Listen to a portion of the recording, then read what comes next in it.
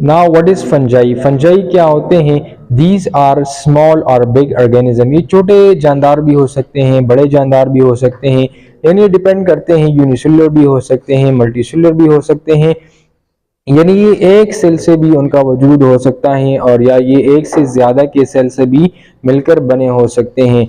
ये छोटे भी हो सकते हैं और साथ में ये बड़े भी हो सकते हैं, यानी यूनिसेलुलर भी हो सकते हैं और मल्टीसेलुलर भी हो सकते हैं।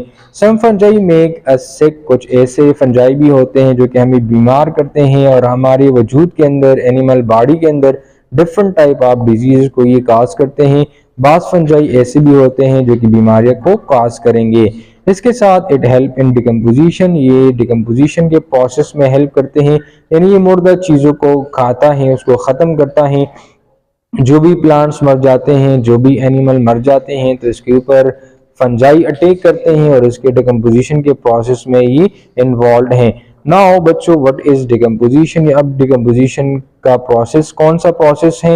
ये वो प्रोसेस है कि जिसमें डेड ऑर्गेनिक मैटर, यानी प्लांट जब मर जाते हैं, एनिमल जब मर जाते हैं, तो इसके ऊपर ये फंजाई अटैक करते हैं और इसको उसके कंपोनेंट्स में उसको तब्दील किया जाता है, यानी जिससे प्लांट्स बने हो, जिससे एनिमल बने हो, तो उसमें उसको अगेन कन्वर्ट किए जाते हैं। तो इस प्रोसेस को डिकम्पोजिशन कहते हैं, यानी the break down of dead things by microorganism is called decomposition.